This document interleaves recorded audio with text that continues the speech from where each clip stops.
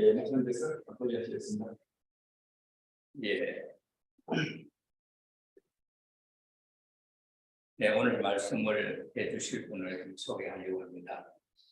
한상규 박사님은 현재 한국 선비정신문화원 문화연구원 원장이시고 또 사단법인 회계학 부산연구원 부원장이사였습니다. 경력이라든지 학력을 소개를 하면은 우리 한상구 박사님은 정치사회학 교육 고려대 1982년도 석사를 받으셨고 남명 교육사상으로 중앙대에서 1990년 교육학 박사를 받으셨습니다. 시인이시고 서화 작가이십니다. 또 한국인물 대상을 받으셨습니다. 2017년 교육문화 대상을 받으셨고 녹조 건정훈장을 2014년도 수상하셨습니다. 또 능력으로 동주대학교 교육을 교수로서 임하셨고 한국 폴리텍대학 동부산 캠퍼스 학장으로서 임하셨고 한국교육사상연구회 회장님이시고 부산 유아교육학회 회장님이시고 김일보 논술위원을 맡으시고 국제신문 인문학 칼럼니스트로서 근무하시고 청주 한시 부산 종친회 근무로 계시고 김해 남명 정신문화원 연구원장으로 계십니다. 특별히 영남의 대학자이신 조식 선생님의 그 사상을 연구하셔서 를 합니다. 다양한 경륜과 또는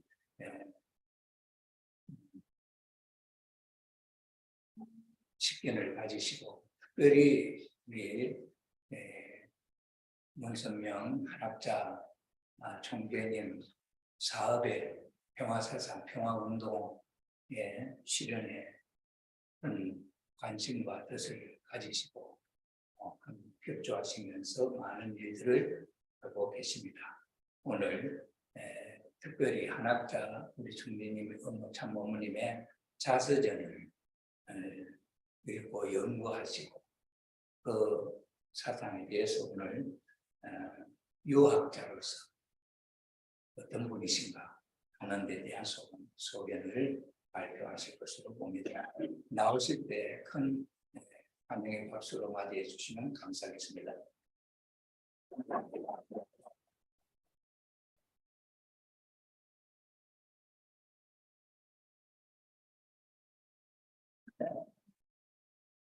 네, 반갑습니다. 방금 조영순 목사님께서 소개해 준 한상규입니다. 저는 목사님께서 말씀하신 것 외에 특히 가정교회하고 인연이 있는 것은 가정교회 산하 학술단체가 있습니다. 세계평화 학술인연합회 부산회장을 맡고 있고 세계평화교수협의회 부산회장을 맡고 있습니다. 그런 관계로 초량교구장에 제가 자주 출입을 합니다. 평소 존경하는 조용식 박사님과 또 동부산교회에 이와 같은 열정을 제가 듣고서 상당히 감동을 받고 있습니다. 네, 저는 유학자입니다. 쉽게 얘기하면 유교. 근데 유교는 우리가 공자, 맹자를 하는 종교적인 것으로 해석하기 쉬운데 사실상 유교는 유학입니다. 학문입니다. 그래서 7대 종교 안에 들어가느냐 안 들어가느냐 그런 논란도 과거에 있었습니다. 오늘 한학자 총재님의 자서전을 제가 몇 년 전에 봉독을 하고 또 거기에 2번 정도 읽고서 요약을 해봤습니다. 저는 그 독서하는 습관이 책을 옆에 놓고서 읽으면은 메모를 하면서 읽고 또 줄을 긋습니다. 버릇이 돼가지고 중요하고 기억할 만한 것은 이렇게 밑줄을 그어가면서 하기 때문에 다독과 정독을 동시에 수용할 수가 있겠죠. 지금 여러분이 앞에서 이 현수막에 보듯이 천지인 참부모, 정말 기가 막힌 철학적인 분입니다. 원래 우리나라 고대 그 원시 사회에서는 여러분이 잘 아는 당군 사상이 있습니다. 이 당군 사상에서 가장 내세우는 게 홍익인간, 널리 인간 세상을 이롭게 한다. 널리 인간 세상을 어떻게 이롭게 하느냐? 거기에 나오는 철학적인 그 박학이 천지인입니다. 천지인인데 이 하늘과 땅은 당시 고대 문명 사회에서는 하늘은 절대적입니다. 땅은 뭐냐 하면은 먹고 살기 위해서 농사를 지어야 되니까 또 절대적이죠. 그러면 그 땅을 갈고 경작을 하고 거기서 수고를 하고 뭐 이런 역할은 전부 다 일반 국민들, 그 당시 백성들이 합니다. 그렇기 때문에 그러면은 이 하늘과 땅 사이에 그것을 매개 역할을 해야 돼요. 중간자의 역할을 해주는 사람이 필요하다는 거죠. 그래서 그 당시에는 뭐냐면은 땅에 있는 모든 백성들이 무엇을 원하는가? 그들이 어떻게 살아가는가? 당시에는 굉장히 두려움 속에서 살았거든요. 평균 수명은 30세 뭐 그 정도밖에 안 됐으니까. 그리고 그러니까 자연적으로 하늘에 모든 것을 맡깁니다. 자신의 생명과 자신의 행복과 가족과 나라와 모든 것을 하늘에 맡기게 되는 겁니다. 그래서 우리나라는 하느님이라고 하는 그러한 걸 쓰고 있습니다. 이 하느님이라고 하는 것은 원래 우리의 고유의 의미인데 여기서 하늘과 땅 사이에 천인지 이것을 갖다가 우리 한국 철학에서는 삼재라고 합니다. 삼재. 그래서 이것은 반드시 중간에 사람이 들어간다는 거죠. 한 천과 지 사이에 사람이 들어간다는 거죠. 그러면은 그 사람은 당시에는 당군인데 오늘날에는 어떻게 해석이 되느냐 하면은 정치 지도자 또는 종교 지도자가 그 사람의 역할을 하게 됩니다. 당시 당군은 고대 사회에서 농경을 주관하는 그런 사람인가 동시에 하늘에 제사를 지내는 재정일치의 그러한 최고의 우두머리였습니다. 이러한 깊은 우리의 고대 사상을 바탕으로 해서 제가 오늘 와보니까 앞에 현수막을 보니까 문득 그런 생각이 들었습니다.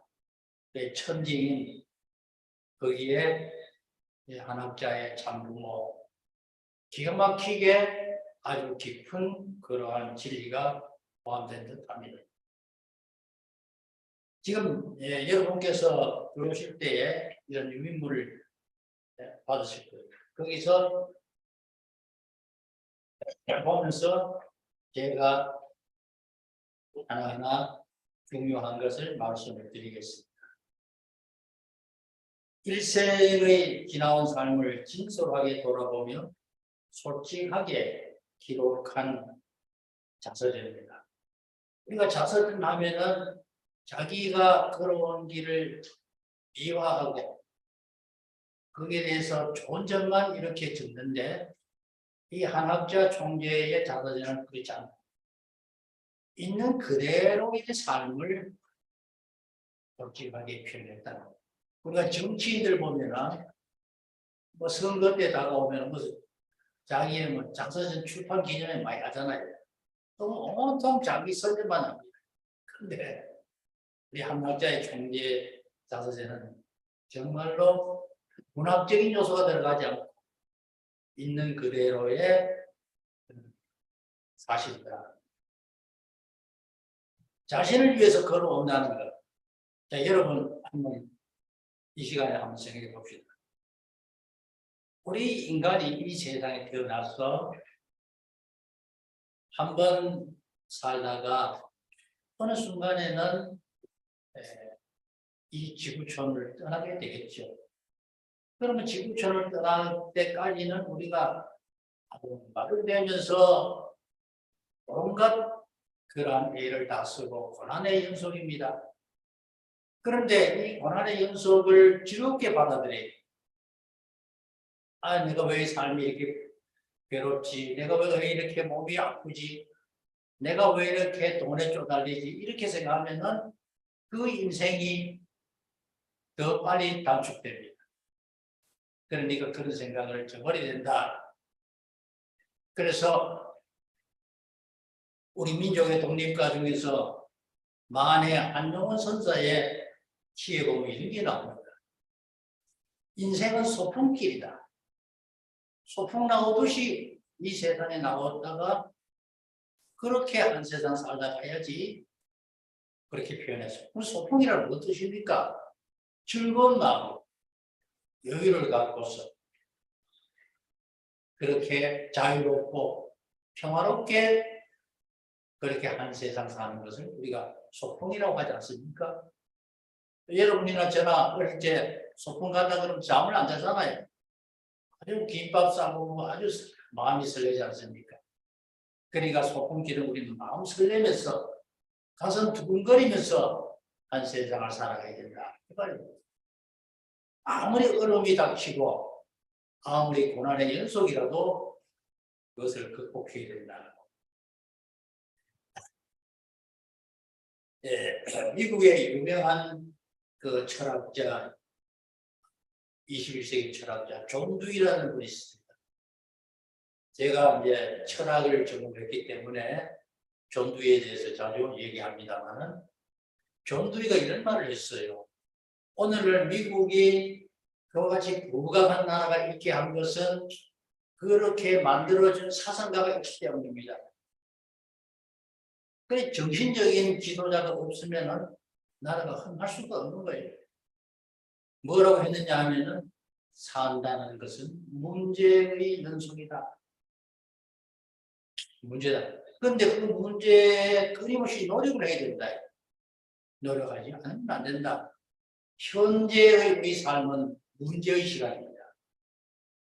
미래의 우리의 삶은 기대와 꿈의 세계고, 과거의 우리의 삶은 지나간 추억과 하나의 역사적으로 나누는 것밖에 없죠.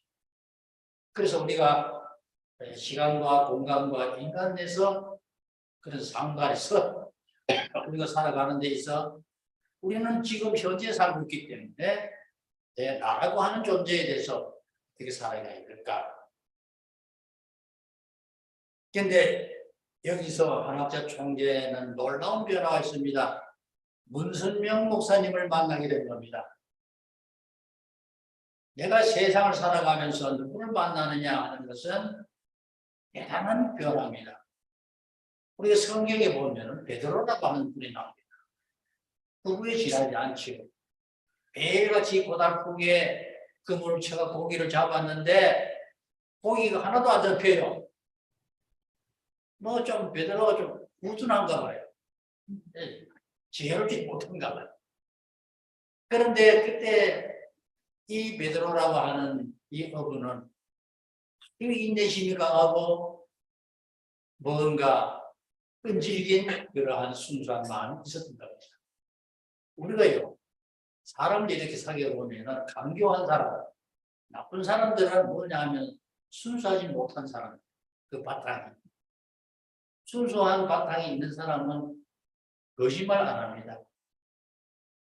그래서 베드로가 이렇게 해도 고기가 안 잡히니까 아마 여러분 성경 잘 아실 겁니다만 그렇게 괴로워하고 있는데 그래서 그 당시에 주여 저에게 힘을 주소서 하고 할 적에 간절히 원하셨어요. 그때에 예수가 자기 앞에 나타났습니다. 그러니까 얼마나 가슴이 두근거립니까? 놀라운 변화죠. 그러니까 베드로, 그때는 베드로가 아니죠. 베드로라 그럽시다. 베드로야, 너가 왜 이렇게 지쳐 있느냐? 배에 그물을 실어라. 노를 저어라. 더 깊은 곳으로 가자.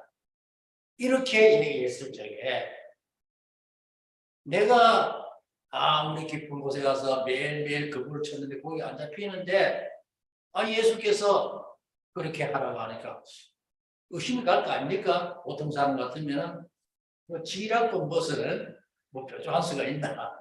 내가 수년간 해봐도 별 볼일 없는데 이렇게 생각하겠죠. 그러나 베드로는 믿습니다. 그대로 믿습니다. 시키는 대로 하는 거예요. 그 깊은 곳으로 가요. 예.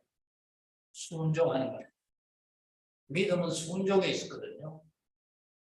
그래서 이 순종을 하면서 하니까 베드로의 그물을 끌어올려라 하니까 그물이 끌어올리니까 그물이 터지듯이 고기가 잡히는 거예요.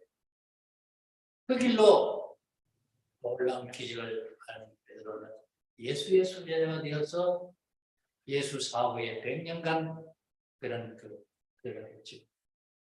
그래서 우리가 누가 누구를 만난다고 하는 건 이 철학에서는 이건 독일의 실존 철학에서는 뭐라고 했느냐 하면은 이걸 만남의 철학이라고 합니다. 볼로프로 사람이 그랬는데 실존 철학에서 그렇게 얘기하는. 그래서 한학자 총재가 문선명 그런 총재를 만나면서 그렇게 됐다.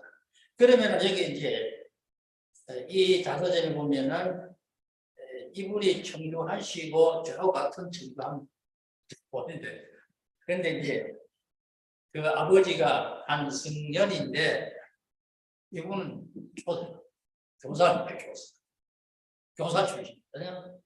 어머니 홍순애는 아주 독실한 기독교 집안에 있고 외할머니가 그러니까 한학자의 외할머니가 아주 독실한 기독교 신자다. 자, 여기서 역사적인 배경을 보면은 구한말이 우리나라가 외세 문물에 의해 가지고 들어왔을 적에 제일 먼저 들어온 것이 미국 선교사들이 우리나라에 왔습니다.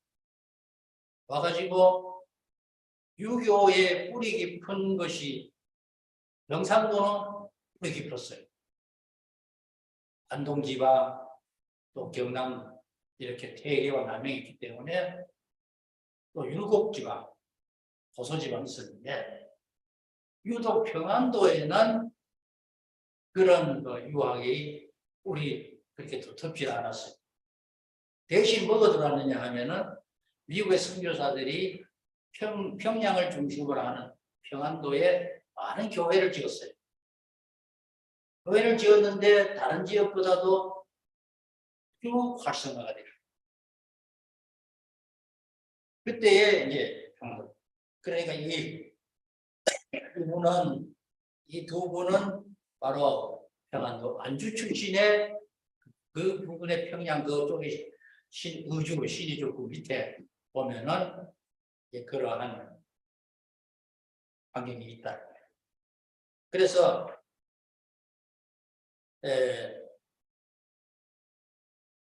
유년 시절을 어떻게 보냈느냐 그게 보시면은 누구든지 유년 시절이 있을 거 아닙니까? 그죠? 어린 시절이 있다. 그런데 외가에서 출생을 했다. 그 당시 전부 다 외가에서 출생합니다. 딸이 임신을 하면은 그걸 이제 산후를 되게 친정에 와서 합니까? 그럼 난해는 바로 외가거든. 그래서 이런 외가에서 뭐냐면은 당시에 그 좌우파가 생기고 그 다음에 6.25 전입니다. 해방 이후에 좀 혼란한 시대가 있었거든요. 그때는 소위 말하는 북쪽에는 사회주의 공산당이 그렇게 활개를 쳤고 남쪽으로는 미군이 점령했기 때문에 그 서부에 민주주의가 그렇게 있었다는 거예요. 그런데 거기에 느닷없이 등장한 사람이 김일성이다.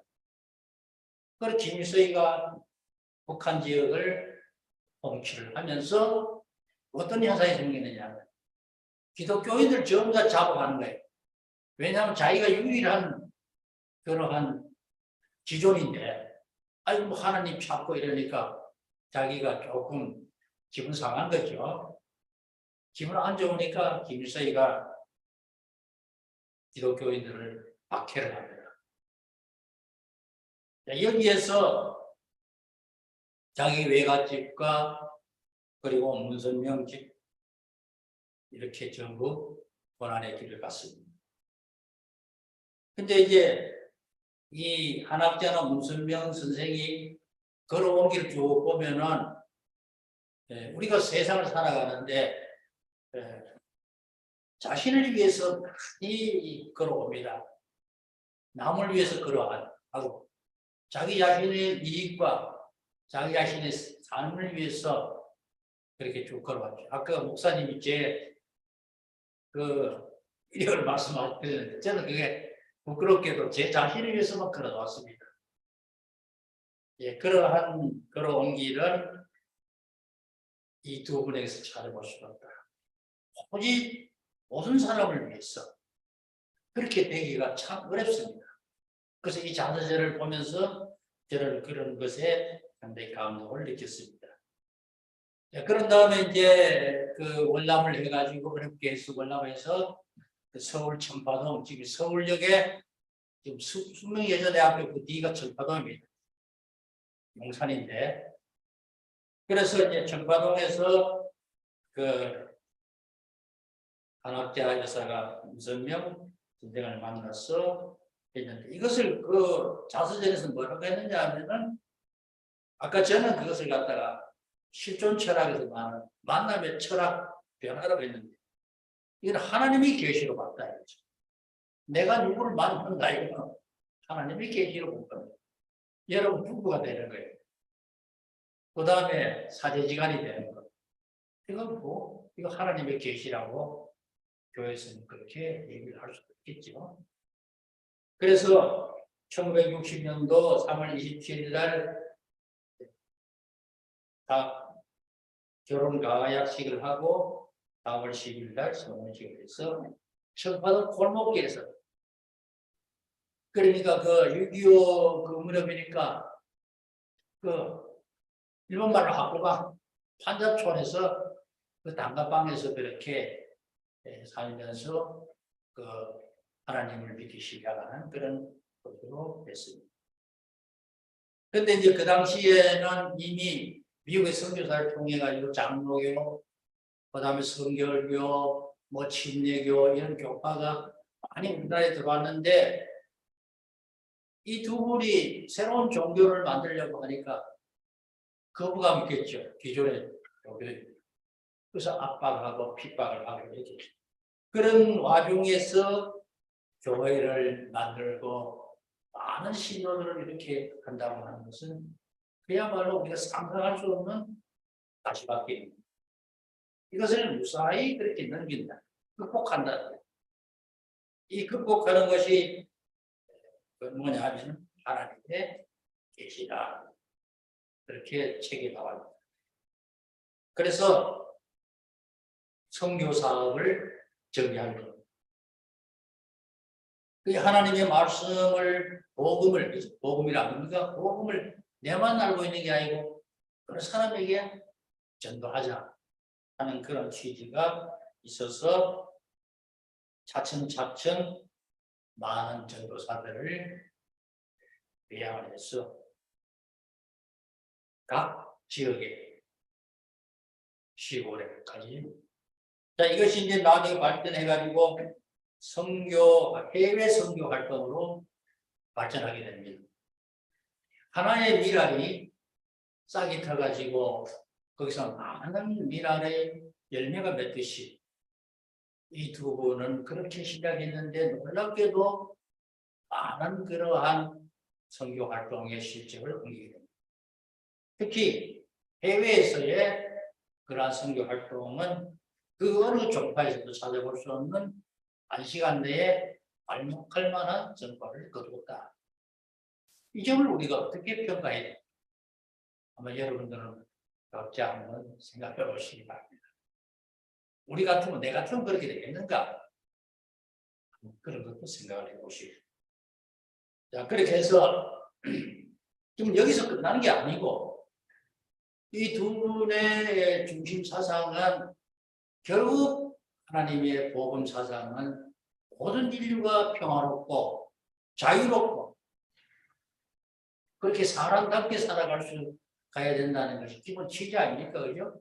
뭐 빈부를 떠나서 많이 배운 사람이나 적게 배운 사람이나 백인이나 흑인이나 똑같아 이 말이야. 똑같은 하나님의 자손이니까 이런 사람들에게 우리가 어떻게 해야 되겠습니까? 특히 당시에는 소련과 북한 그리고 동남아에 있는 아프리카에 있는 그런 사회주의 국가에 있는 그러한 국민들의 아픔과 빈곤과 그들의 불평등한 억압을 어떻게 가만 보고 있겠느냐.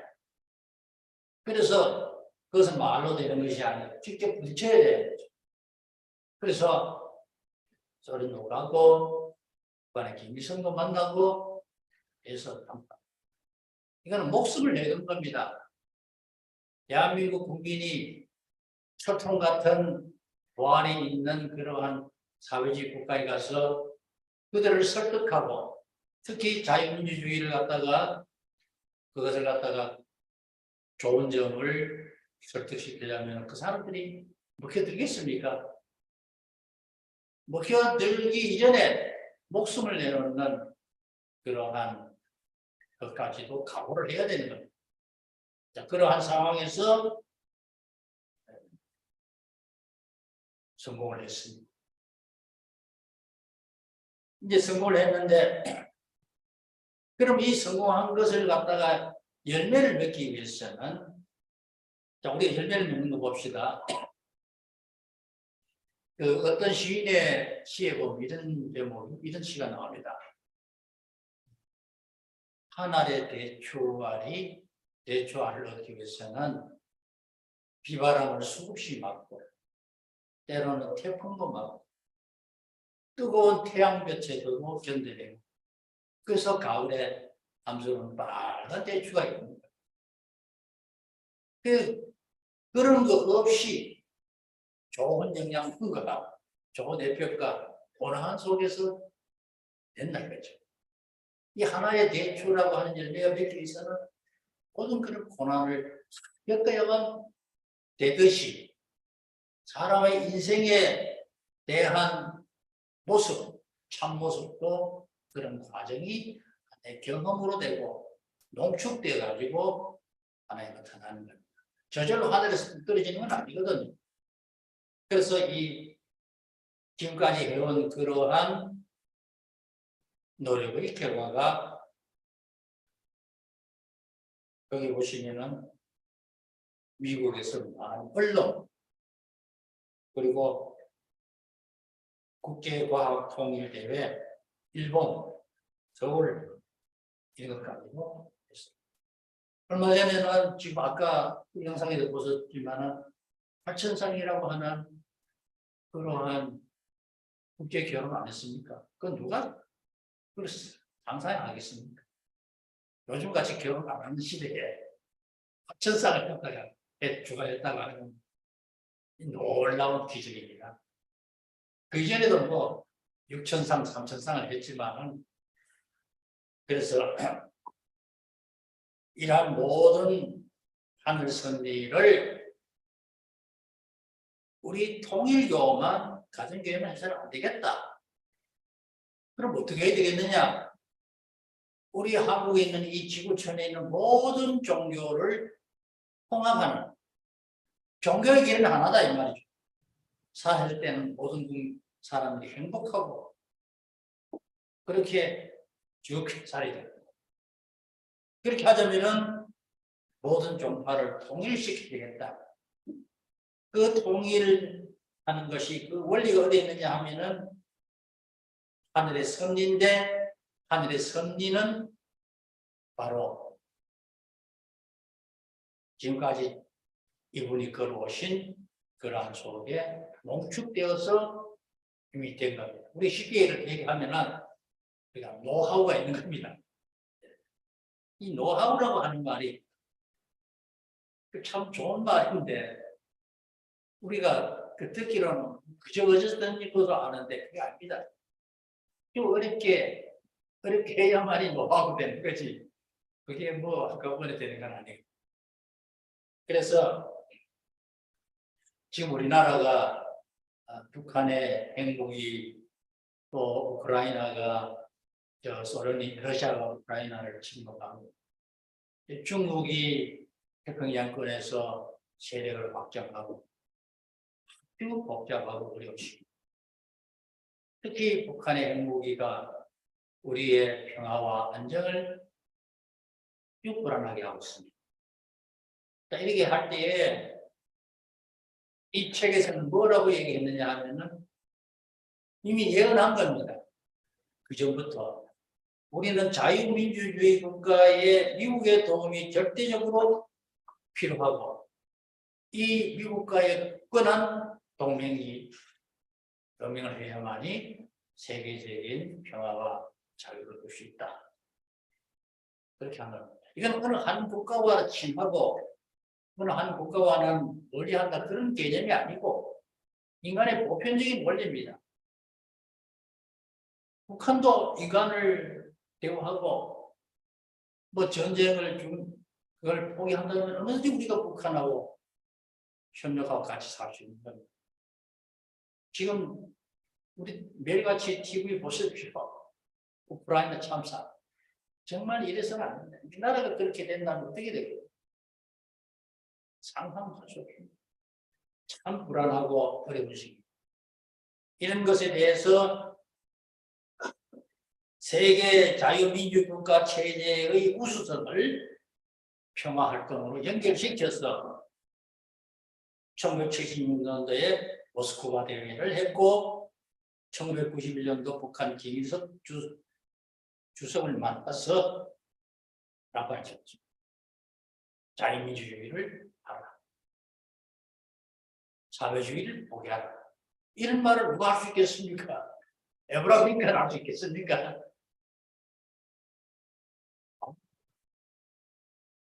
영국의 엘리자베스 테일러를 할 수 있습니다. 엘리자베스 여왕도 못하면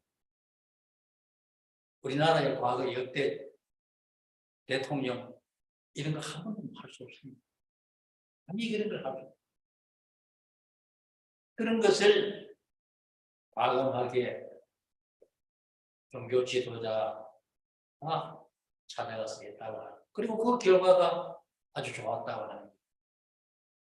이런 변화가 다시 한번 우리 한반도에 와서 우리가 행복하고 편안한 그러한 사회에 되지 않게 된다. 그런 생각입니다. 이 자서전을 여러분들이 꼭 한번 읽어보시고 여러분들이 한번 읽는데 시간이 많이 걸리니까 저희가 그것을 요약해서 지금 말씀을 드렸습니다. 저는 이걸 자서전이라고 하는 것은 모두에서 말했듯이 그러한 삶의 모델을 내가 본받을 수 있는 겁니다. 나도 한 학자처럼 그렇게 살아갈 수 있지 않을까 하는 그 가능성을 읽으면서 그 가능성을 자기가 자신감을 자기가 얻는다. 그래서 하나의 교훈적인 교육적인 책이라고 생각이 됩니다. 오늘 여러분과의 이런 인연 계속 이어지기를 바라면서 여기서 마치겠습니다. 감사합니다.